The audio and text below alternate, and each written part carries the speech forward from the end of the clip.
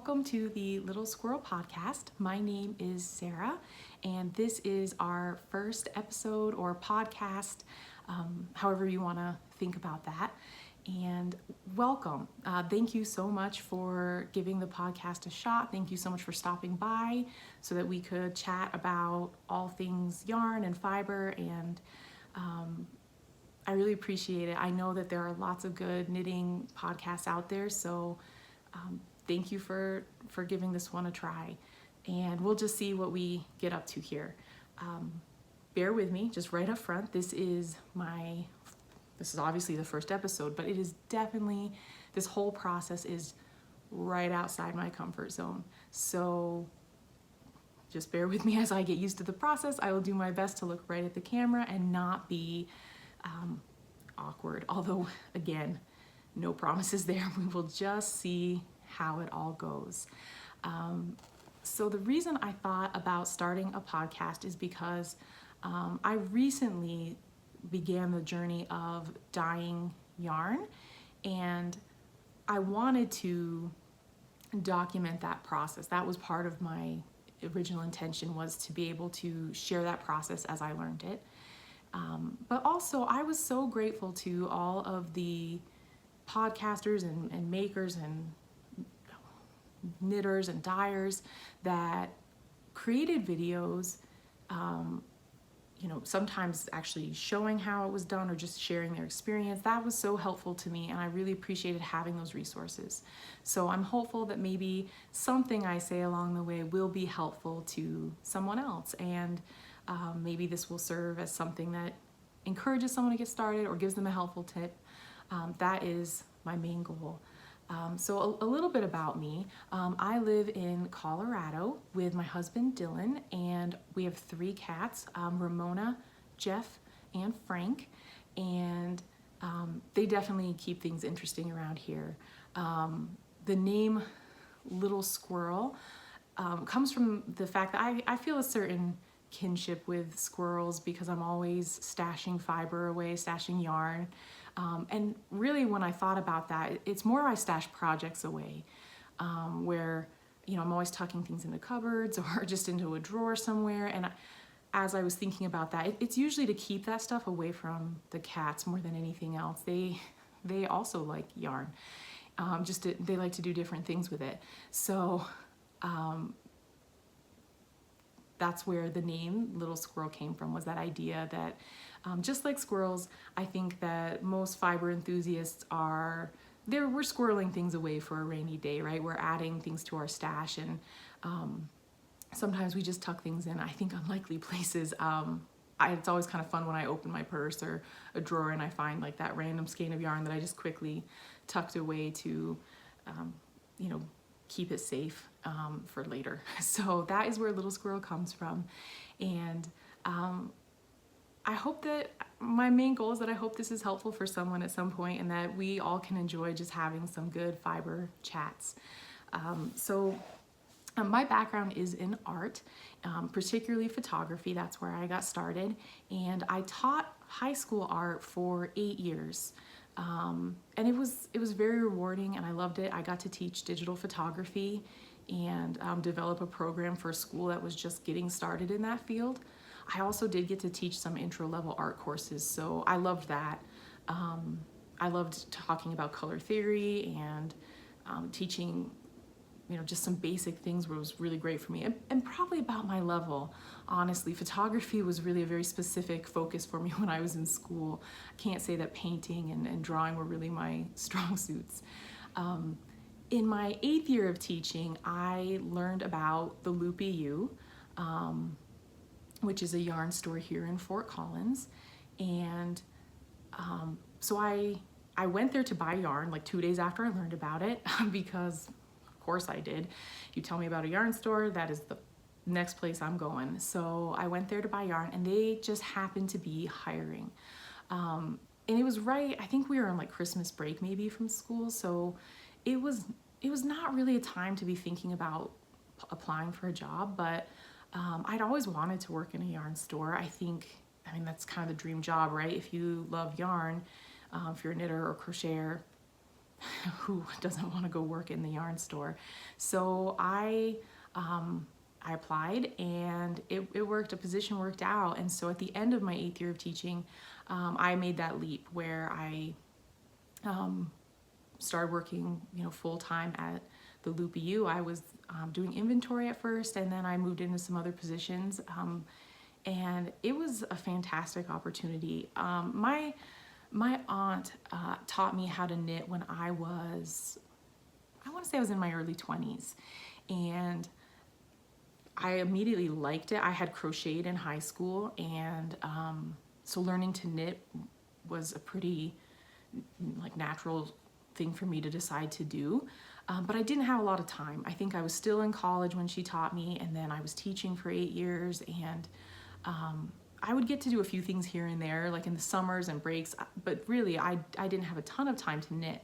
So even though I'd been knitting for probably 10 plus years when I started at the Loop EU, I really wasn't that experienced as a knitter. I'd done some cowls and maybe a shawl or two here and there, nothing super advanced, and I really didn't know all that much about yarn and fiber. And so it was just an incredible learning experience. I learned so much so quickly during that period. I was really just becoming aware that there were different weights of yarn. That's where I was at in my learning process. And so I remember at one point, this little light kind of popped on, because I realized, well, that's why I was running out of yarn on this particular cowl project. I was using a heavier weight yarn than was called for. And so that, just changed how much I needed. And that just was not anything that was even on my radar. So it was really just this fantastic way to learn all of this wonderful yarn knowledge, right? I had all these coworkers who were just fabulous knitters and shared so many things with me. And we could talk about projects that we were doing. And of course, all the customers that came in were fabulous to learn from as well. And just, it was this wonderful fiber community. It actually still is a wonderful fiber community, and I still work there doing inventory 1 day a week. But I learned so much so quickly, and I really started to grow as a knitter at that point. I knit my first socks, I knit my first sweater. It was, if you really wanna immerse yourself in yarn, go work in a yarn store. You really do just build this incredible, atmosphere of yarn all the time. And so I really figured out how to use Ravelry, because up until that point I had an account, but I really didn't do much with it. I learned about all these indie dyers, all these, different designers. And so that was really, it's been great. And it's kind of grown this whole new facet for the hobby for me.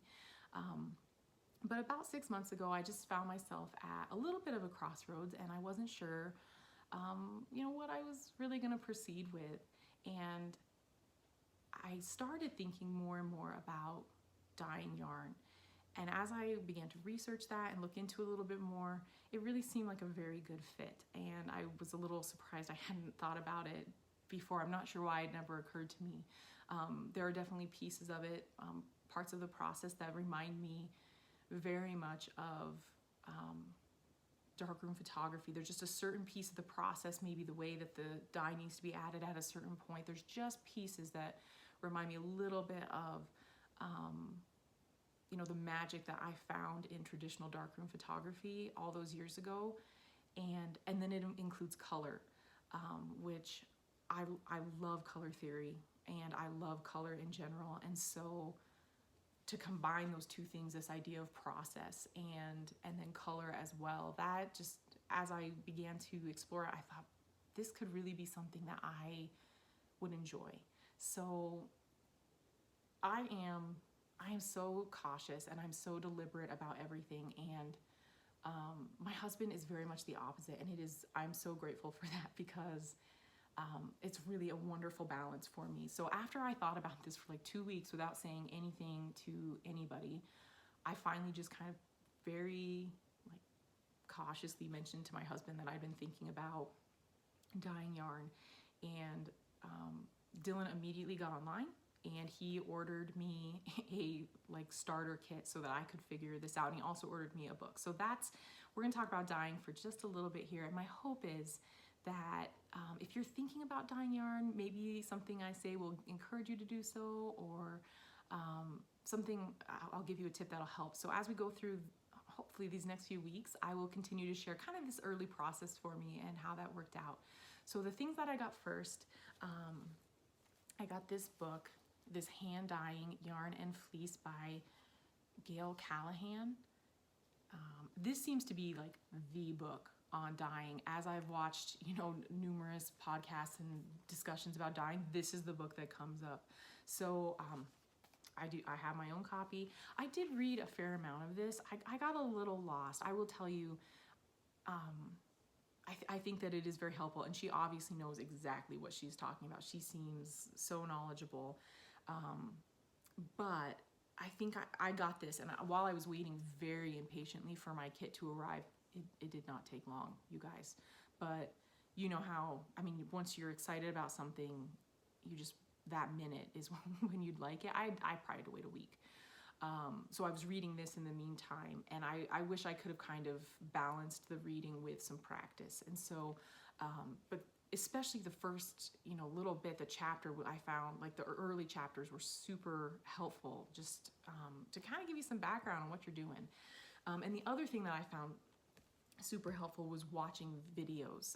So the ones that really stand out to me for just getting started, Nicole at Hugh Loco did a series of 3 different videos, one for dyeing a solid color or solid or tonal, and one for variegated, and one for speckling. And super helpful. Nicole just breaks it down and she shows you exactly what she's doing. She really made the process very straightforward and unintimidating. So if you have any hesitation, I absolutely recommend her videos. And she is so generous. She offers a PDF for if you sign up for an email. Once you watch the video, she will email you a PDF that tells you, here are the supplies you need, here's how you do it, and she tells you that this is included, and it's so helpful. There's a picture of, this is what your dye pot is going to look like, and this is what that will produce. So a picture of what the yarn is, because there is a little difference if you're doing like a solid versus if you want to variegate it. There's a difference in how the dye is added and what your dye pot kind of looks like. So those videos were so helpful, and there's a number of good ones out there, but those were the first ones that I really stumbled across and really I found so encouraging. So I absolutely recommend those if you are thinking about it. And that her material list was super helpful.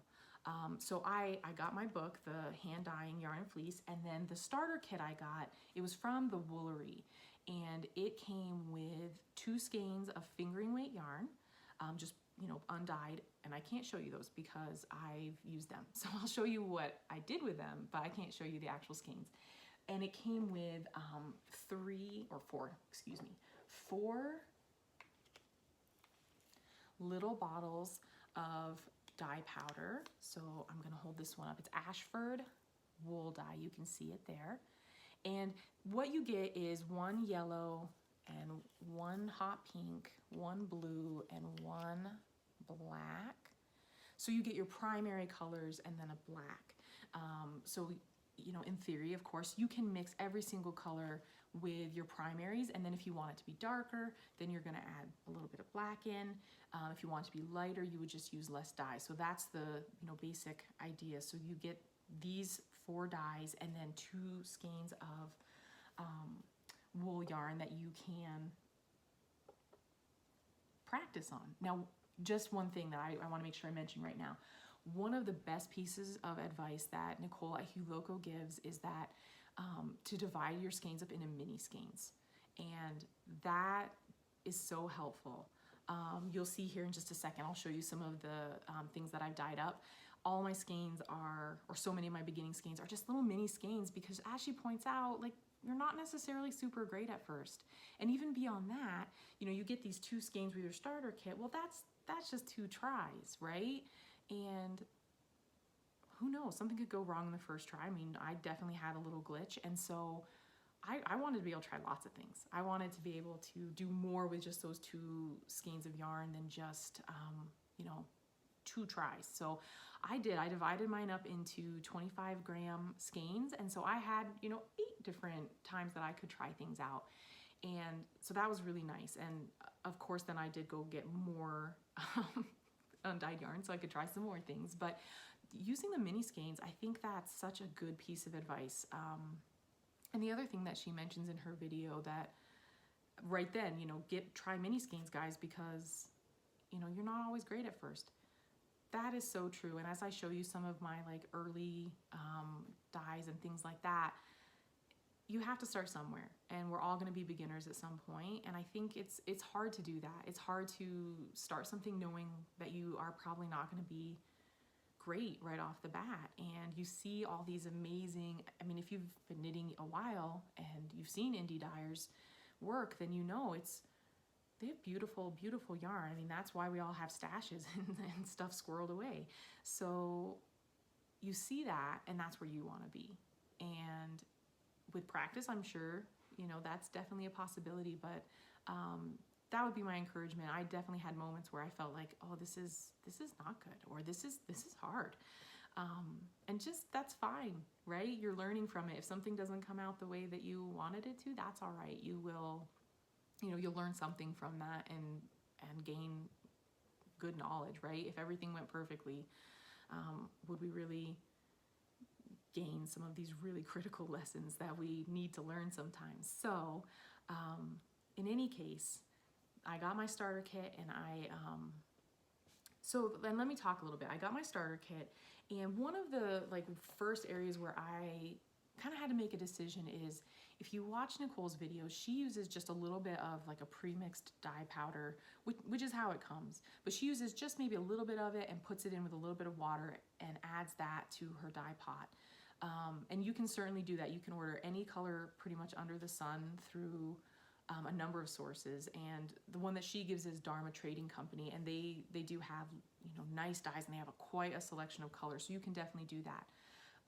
What came in my kit were the 3 primaries and then the black. So the idea there is that you can mix a color.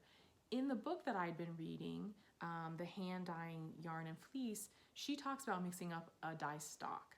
And so I won't go into a ton of information about that here, but rather than just mixing up what you're gonna use for that particular dye, you can mix up a whole amount of it that it keeps. You can use it, it doesn't all have to be used that day, anything like that. So because I got the primaries and I wanted to be able to mix them, that's what I did. I went ahead and mixed up a dye stock rather than just thinking I'll just mix up a little pink or a little bit of yellow and just dye a plain skein that way, which would have been fine.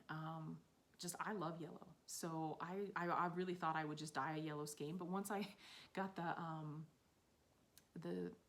kit, I decided I'm gonna mix up a dye stock, and so I can mix colors and just try all this stuff out. So that's what I want to talk about a little bit today, is that idea of the early materials that you're going to need, so you can have those all gathered and ready to go. All right, so on those handouts, or PDF, you can tell I was a teacher because I just said handout. On the PDF that Nicole at HuLocal provides, she does give you a really good materials list, and that's what I base my shopping list off of. So one thing to keep in mind as you gather supplies and think about doing this is that to dye wool, or any kind of animal or protein fiber is what they're known as. So wool, alpaca, silk, cashmere, anything that comes from an animal is a protein fiber, and you need to use an acid dye, or generally you'll use an acid dye. You can use Kool-Aid, you can use food coloring, but what I'm talking about here is using an acid dye, and they're not really food safe. In fact, they're definitely not food safe. And so whatever you buy to try dyeing with, it is going to be for dyeing. And so just keep that in mind. That gave me it informed my shopping decisions. It did give me a little bit of pause, because you need a stock pot, or at least that's what I was gonna try, kettle dyeing or immersion dyeing. So you need a stock pot to do that. And once you've used that stock pot for acid dyes, you cannot then go use that to make soup. And so while I would have been fine, being able to repurpose that if I didn't love dyeing, I really had to think about that. I didn't want to go spend a ton of money on something that if, I got into this and kind of felt like, oh, okay, I couldn't repurpose that. So just kind of keep that in mind. The thrift stores are a fantastic place to, find things, find stock pots. You want something that is stainless steel or enamel coated so that it doesn't interact with the dyes. So I went to Marshall's. That's I was able to find a discounted stock pot there that worked well for me. So just putting that out there. We don't have a thrift store that's really super convenient to us, so Marshall's is, and that's where I went. So that is maybe just a good suggestion for finding things. But as I kind of did that initial shopping for things that you're definitely just going to kind of want right away, I was just kind of keeping cost in mind, just in case. What if you try it and think, oh, okay, well, I don't ever need to do that again. You're going to want a stock pot to, heat the yarn in, heat the dye in. And then Nicole's list is super good. I'm going to highlight just a couple things here that I found super duper helpful.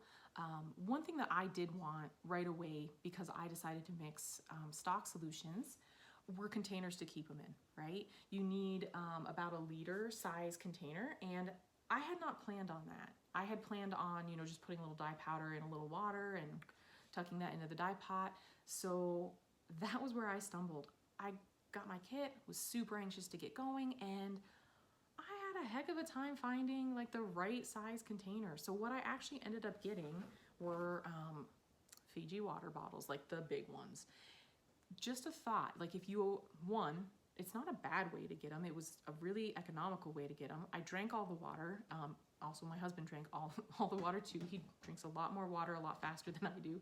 So we got 4 of these and drank the water, as quickly as we could so that we could then mix dye stock in them. So one thing I do like about this type of container versus I have like a pretty good size yogurt container that probably would have held this. But just like think about the mouth on that yogurt container, like trying to pour from it would have been a little bit of a nightmare. So this does allow me to pour if I want to. And they're clear so I can get an idea of what's in here. So just a thought, like this was a very economical way to do it. So I mixed up my dye stocks using these. And so I have 4 of them, and they're not that, I do like that they're kind of tall and thin. They don't take up a bunch of space. And that's allowed me to, mix different proportions of the colors together and try some different things out. So just a couple other quick supplies I will show you. One of the things actually that I got with my kit that I did want to mention that kind of made us choose that particular kit is you do get a nice little color wheel, but they gave you this nice like instruction packet that comes with it, and particularly like they have some recipes on the second page, like if you're trying to mix all of your like the whole color wheel, how you would get a yellow green, a red violet, all of that good stuff. And even on the back they give you some further kind of recipes. So I just thought that was, just as a place to start, right? I understand how color theory works, but that doesn't mean I necessarily understand the proportions of dye and how you would mix those together. And so it's been really, I found that super helpful. Also, I just saw this picture. Look at their little dye containers. They were ready. Like they knew they were gonna mix dye stock, and they had like gotten this stuff together. Those like look professional. No Fiji water bottles for them. So in any case, if you are thinking that you are gonna mix a dye stock, that was the one place where I really wasn't prepared. Most of the stuff I had ready, but you will want containers to mix that dye stock in. And then other things that I've just found super helpful. I found this little set of cups at Target for like $3. And I think there's actually, yep, there's one more. Yeah, so 6 of them for $3. And I use these a lot. They're nice and lightweight. So if I am like weighing out dye powder, I can put them right on this little scale that I've got, and they're light enough to not upset it. So These work nicely. I can put hot water in them if I want to, have that ready to add into my dye powder. So just this little set of cups I found super helpful. The only thing I don't love about it is that, they're colored. So they do skew the color of your dye, just kind of as a heads up. You're not going to be able to really see. So I do actually have a secondary. I just repurposed a canning jar that was just hanging out in the house, and so now this, I often will mix my colors in here so I can kind of see what I'm gonna get. So that is another thing. Look around your house, open your cupboards, open your kitchen drawers. You probably have a ton of stuff that if you're not using it regularly and you don't think, hey, if I can't use this for cooking ever again, I'll be sad. You can totally use it for dyeing yarn. I repurposed a lot of things. So the next things I repurposed, if you are thinking you might like to speckle, or sometimes even just to scoop a little of the dye powder out of the container, little spoons are helpful. So these, there was like a fancy pants cat food that, like, it was an Instagram ad that got my husband and I. So we ordered our cats this fancy pants food, which they didn't like. They thought we were feeding them swill. So, cats, man. So anyway, it came with these little spoons, and I kept them. I don't know why. They're adorable. That's probably why, but I have no purpose for them. So anyway, these have been super helpful. I use them when I'm experimenting with like speckling. I've used them to just scoop a little bit out, but just that little tiny size I found super helpful. Obviously don't go order fancy cat food, but I was thinking, like, where else can you get a small spoon? So there is like a froyo place near my house, and I bet they have small spoons. Like, I'm kind of remembering that I used to get a small spoon when I'd go get frozen yogurt. There's also a gelato place. So apparently if you were getting a frozen dessert, you probably can get a small spoon. I was wondering, like, if samples, do they give you a small spoon like at Baskin Robbins? I don't know. Now I'm gonna have to go explore all the ice cream places near my house and see if they will give me small spoons. And I'm okay with that. I am totally up for that situation. And I encourage you to be up for that situation. It's in the name of getting stuff to dye your yarn and ice cream. So just a thought, right? I'm all for it. So that's been helpful, these little spoons. And then if you're gonna work with dye stocks and have that liquid solution, it's handy to be able to measure it. And I like to be able to measure it in milliliters. So I found these 2 syringes. Now these I found on Amazon, and they come in a number of sizes. These go up to 20 milliliters, and you can see that they give you a little line for every milliliter. And I think when we were ordering, there was a number of choices, and I chose the 20 milliliters. It's been pretty handy. I sometimes want a smaller one, and I have that. If you heard that sound, that was my husband sneezing in the next room. I think he was trying to stifle it. He knows I'm taping. And then I found this little tiny one. This one is, oh my goodness. This measures in like 0.1 milliliters, and it goes up to 3 milliliters. So it's really tiny. This is actually a medicine syringe that I repurposed into dyeing stuff. So again, super handy. All right. One of the things that isn't really mentioned, the way that Nicole introduces it is very, like I said, it's so unintimidating, so accessible. It kind of keeps all of that, like, hey, you should really measure stuff, and you don't really have to measure stuff unless you want to be able to reproduce things, blah blah blah. We won't get into that. But I do have this like little tiny drug scale that I found super helpful, and it's tiny. It's like a little pocket scale, right? And this was maybe $10 or $15. And again, I think I ordered it off of Amazon. This again was something I had in the house, and I really hadn't used it in a long time. I'm not putting the acid dyes directly on it, so I imagine I could probably use this for non-dyeing things, but I've been really grateful to have this. When I was mixing my initial dye stocks, I found this super handy. So this allows you to measure even down to like 1/10 of a gram.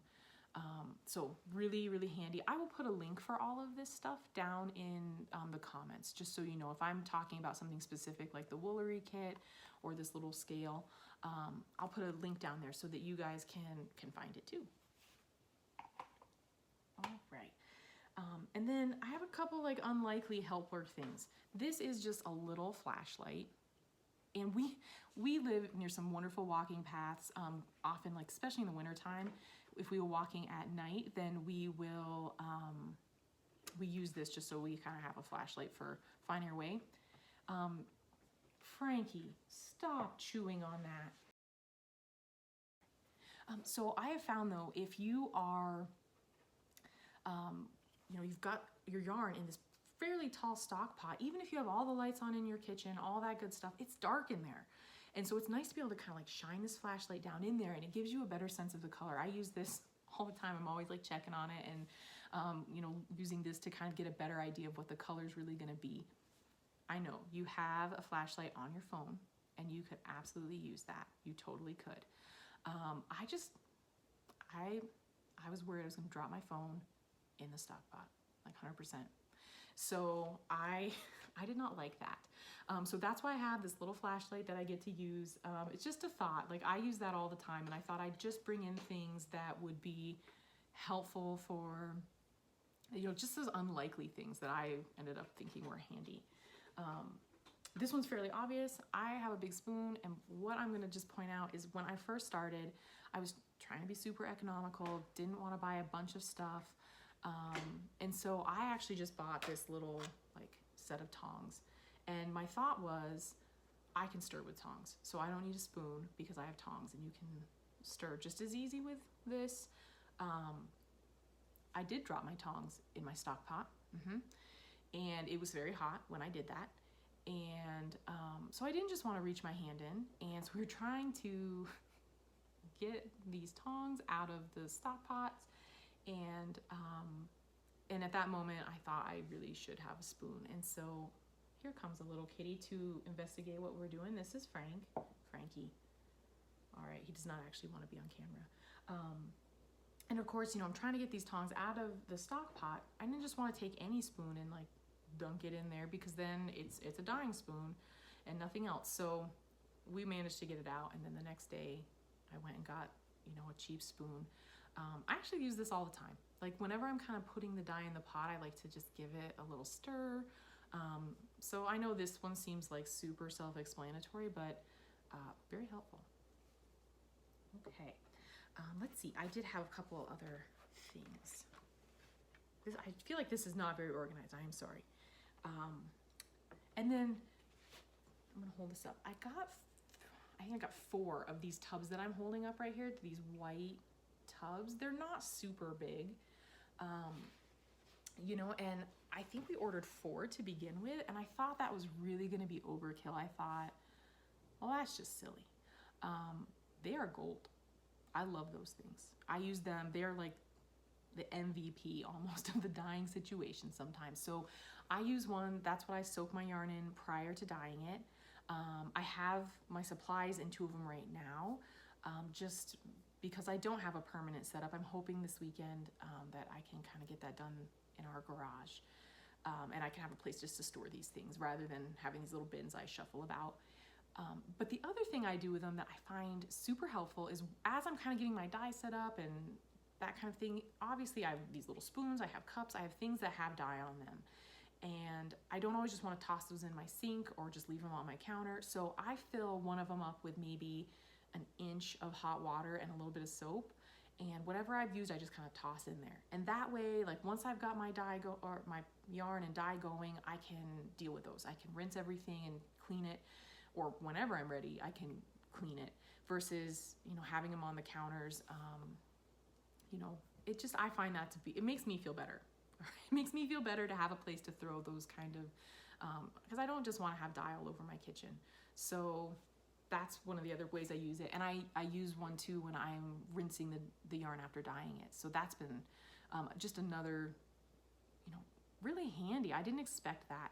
And they were not super expensive. So if you are going to buy a little tub, buy a couple. You will be happy you did.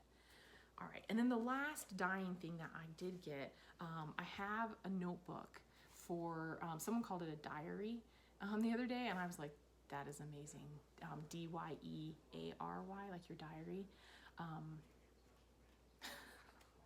I thought it was hilarious. So anyway, I have this book, and what I've been able to do with it is just keep track of all the dyeing that I've done. So I have notes on, that's where I am now, but I have notes on, you know, how much dye I used, how much water I used, what I was dyeing, and then kind of what happened.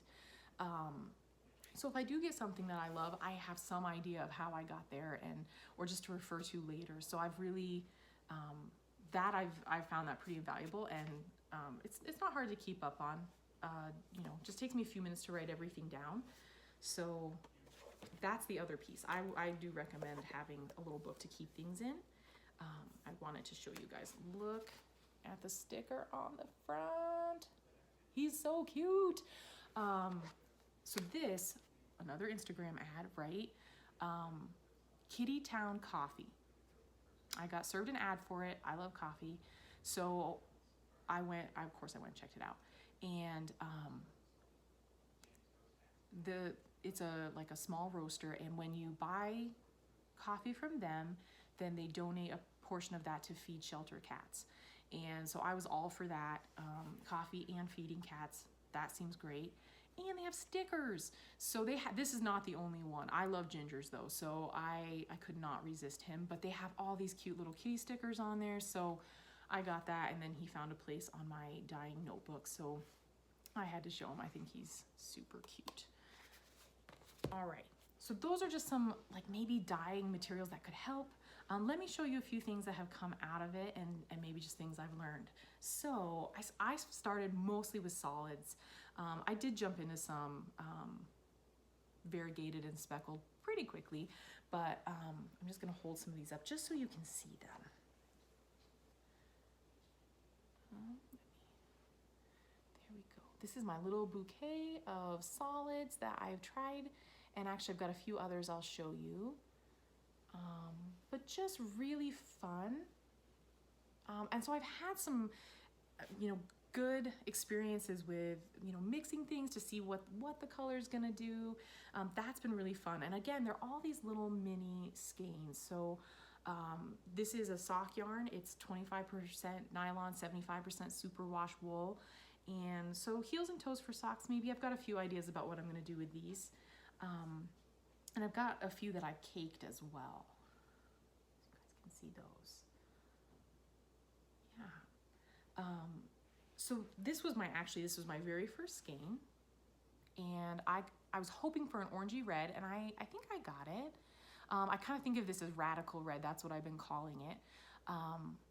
And so I was really pleased with the color. It came out, I mean, I loved the way the color came out. And I wish I did cake this, you guys. I wish I could show you. Here's what I learned with this cake that I do want to share with you. I tied my little skein kind of tight because it was the first one, and I didn't know. I just knew I needed to tie the skein so that it wouldn't get super tangly. And when I did that, I tied it a little bit tight, and it actually prevented the dye from being able to get to certain areas. So it hasn't been that big a deal with knitting with it. I guess maybe here, you can see a little bit right here. You can see that little white spot. Yeah, where the dye, I just couldn't get to the fiber. So don't tie your little skeins super tight. That's what we learned. And I knit up just a few because I wanted to try them.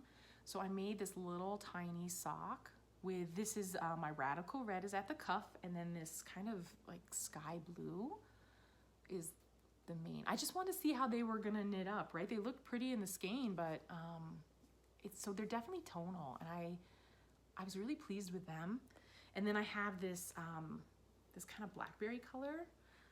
So this was blue and red mixed together, and then I added just a tiny bit of black just to see what that would do. And it gives you this really, you know, beautiful kind of blackberry color. And so that's here. And this, I paired it, this color. This was one of my, I think, like third or fourth attempts at a variegated, and we will just take a moment right now. Variegated is a little tougher, and speckling is hard. That's what I'm gonna say. I'm not saying that I'm not gonna figure it out, but that is probably where I've been the most discouraged, is kind of figuring out how to speckle. And there's all kinds of good videos out there.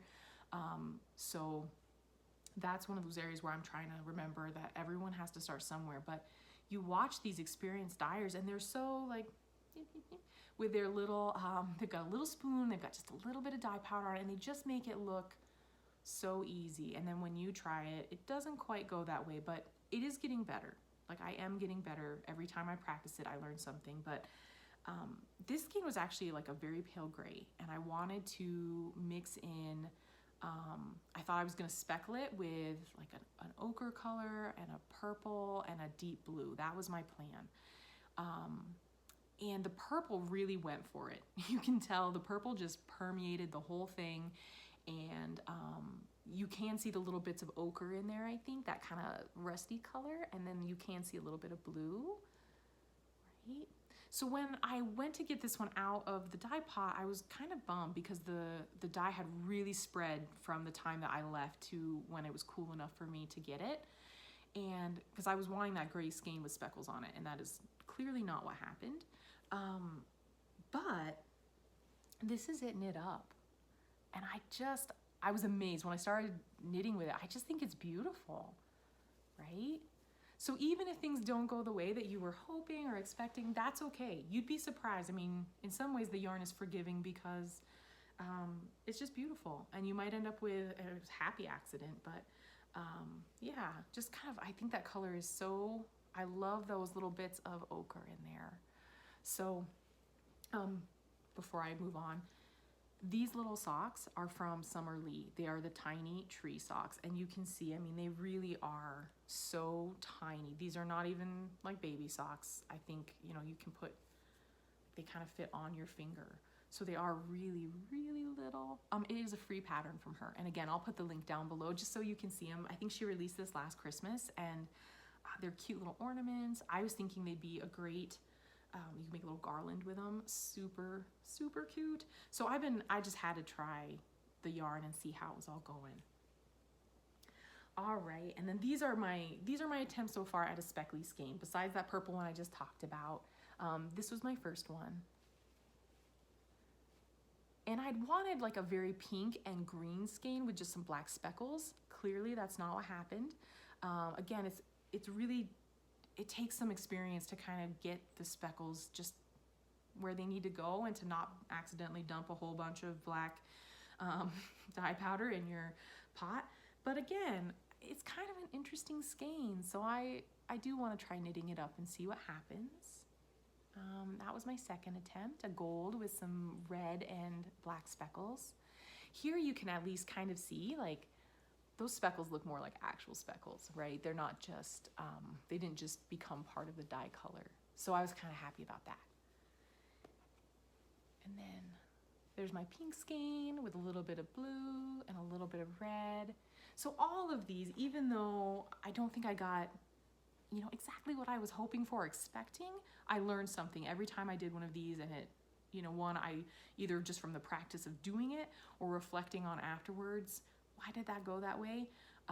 You do kind of pick up some stuff. So these are my little variegated speckly attempts that are still fun. I still have a ways to go on that part, I think. And so those are my results for dyeing, and super fun. I have a few ideas about what I'm going to do with all of these skeins. That's the one part about dyeing I didn't consider, was if I dye the yarn, then I don't need more stash. I really don't. So it's fun for me to dye, but I have to kind of think about, you know, what am I going to do with all this stuff that I've now created? And I've got a few ideas I think that could work. So that's kind of where I'm at for dyeing. Next time, I think I want to talk a little bit about, you know, stock dyes and just a little bit more about acid dyes, just maybe some food for thought.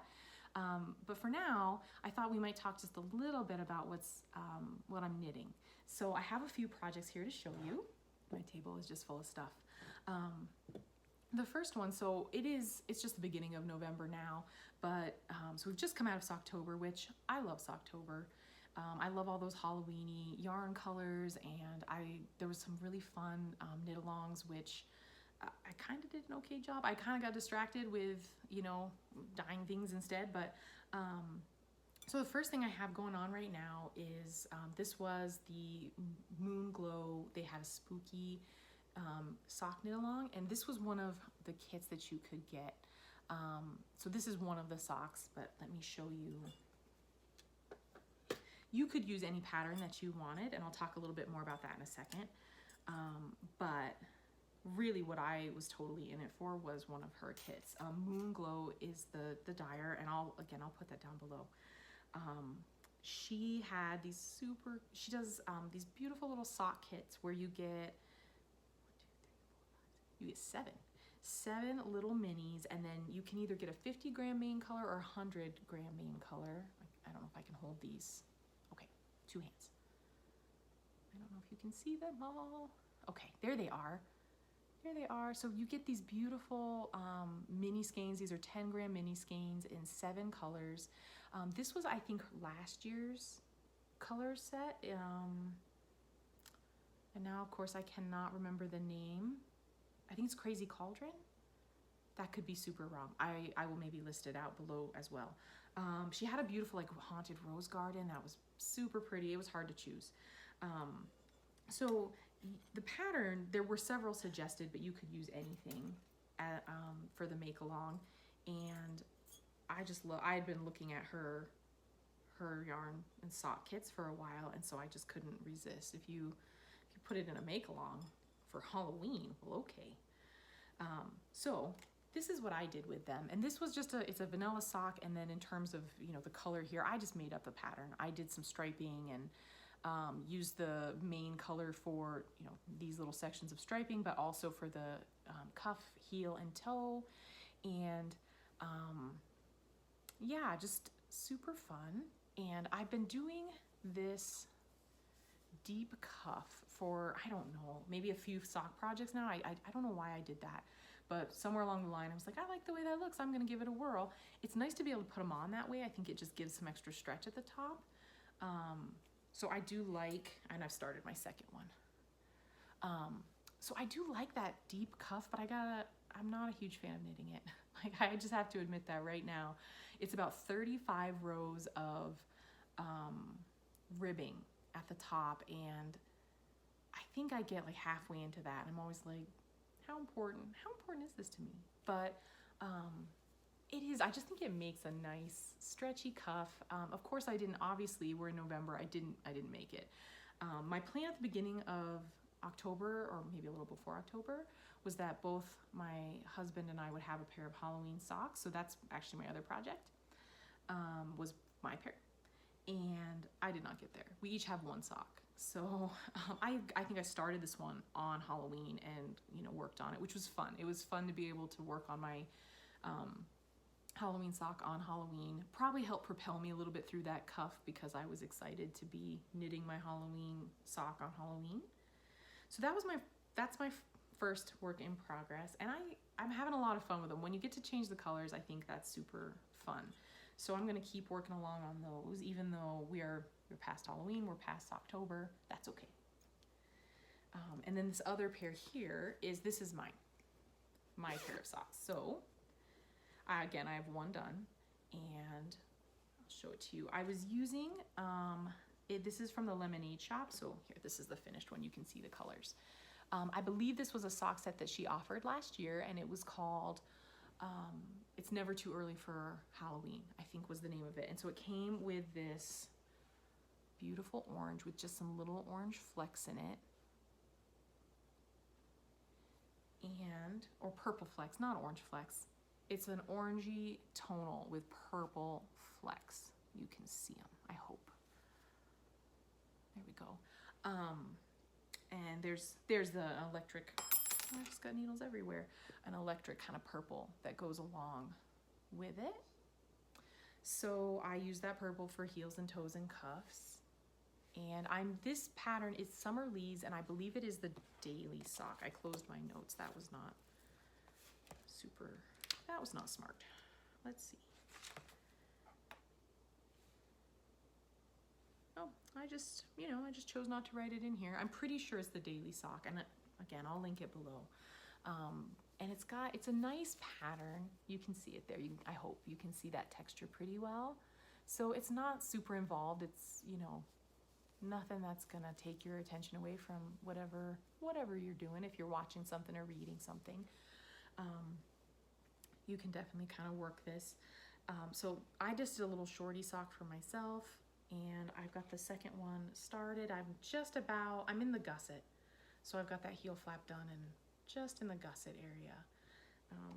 So yeah, I'm gonna keep on going. We'll wear them before next Halloween, but then we'll have Halloween socks next Halloween, and it won't matter that whatever Socktober socks I started, I'm still in the middle of.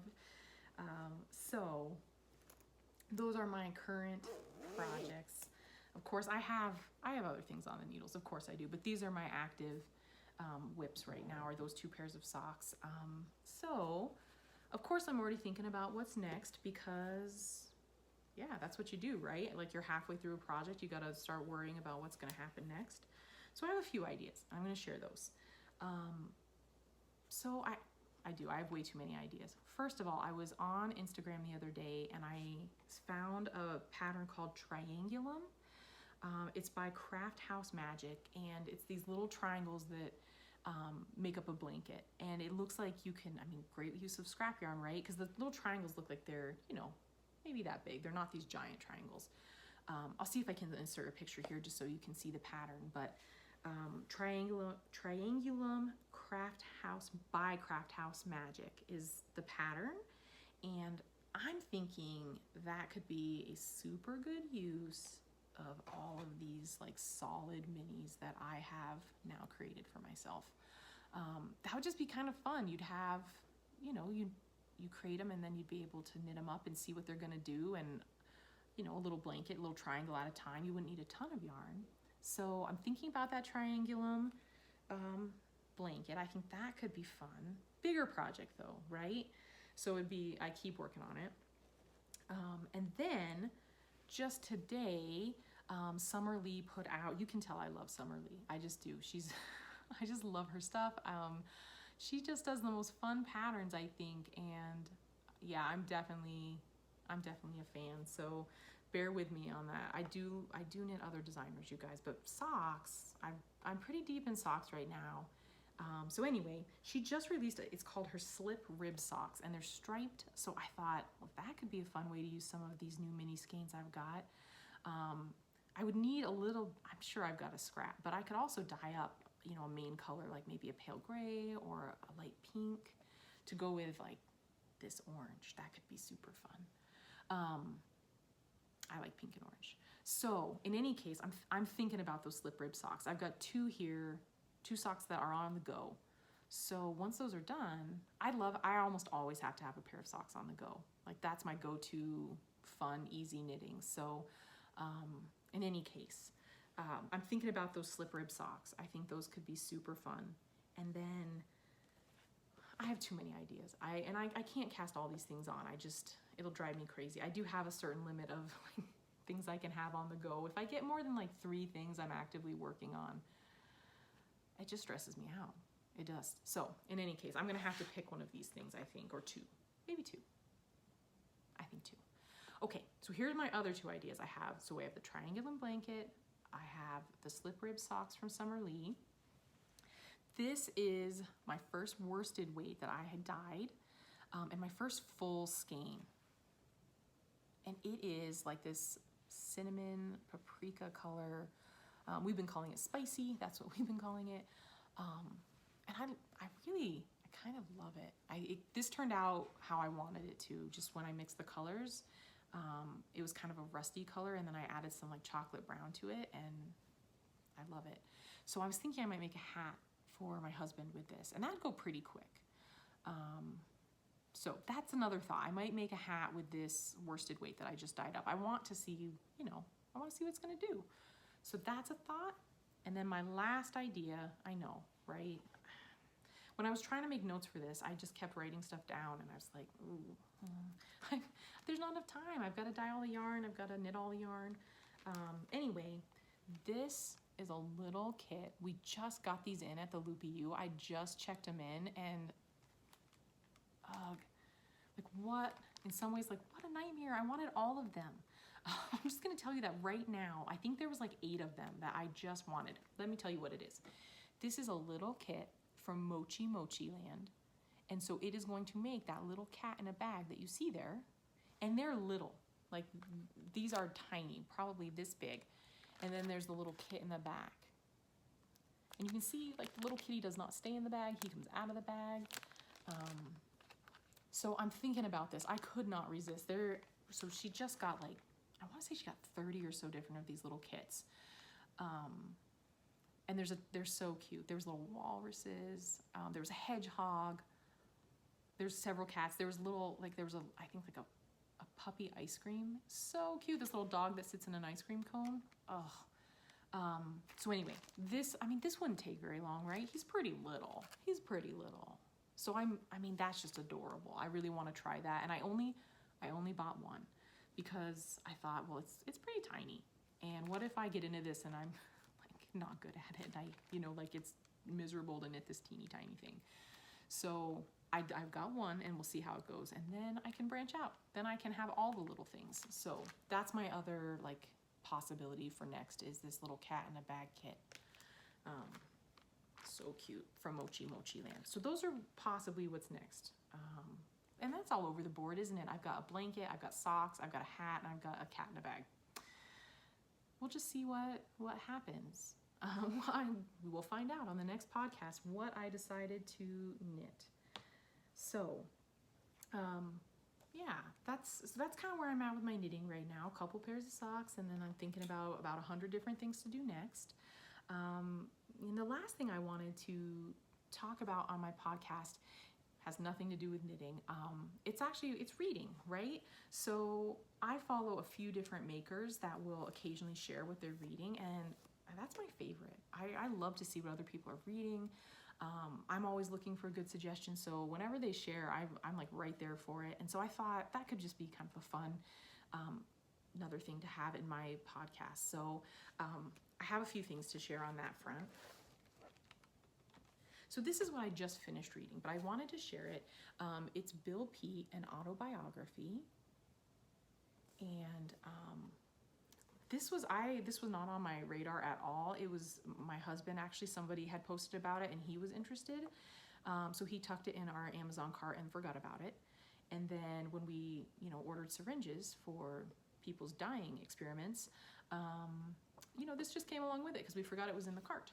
And so I just picked it up because I was between books, and it didn't take long. It's a pretty quick read. You can see it's not super thick, and it's kind of just like a giant children's book, which, since that's what Bill Peet is known for, that's perfect. And so that's why I'm really sharing it. It is full of these excellent illustrations. On every single page you get these beautiful black and white illustrations from Bill Peet, and it is interesting. I knew nothing about him.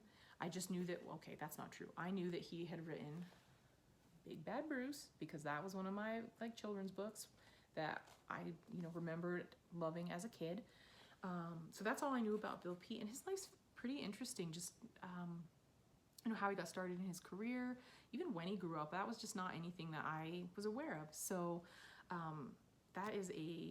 it's a beautiful book to have, and so I'd recommend it. We use our Kindles a lot, just because space, right? I honestly could have all the books. That would be fine. I would love that, but you gotta have a place to put them.